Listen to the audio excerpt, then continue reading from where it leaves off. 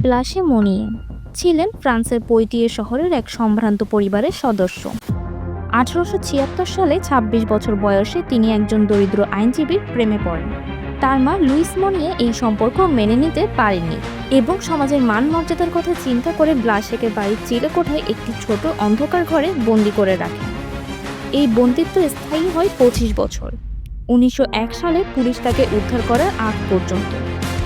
উদ্ধারের সময় ব্লাসে ছিলেন চরম অপুষ্টিতে ভোগা, মাত্র 25 কেজি ওজনের, সম্পূর্ণ নগ্ন, এবং তার চারপাশে ছিল ময়লা, পচা খাবার ও পোকামাকড়। এই ভয়াবহ অবস্থায় খবর পেয়ে পুলিশ মনিয়ে পরিবারের বাড়িতে অভিযান চালায় এবং তাকে উদ্ধার করে। উদ্ধারের পর ব্লাশেকে মানসিক হাসপাতালে ভর্তি করা হয়, যেখানে তিনি 1913 সালে মৃত্যুবরণ করেন।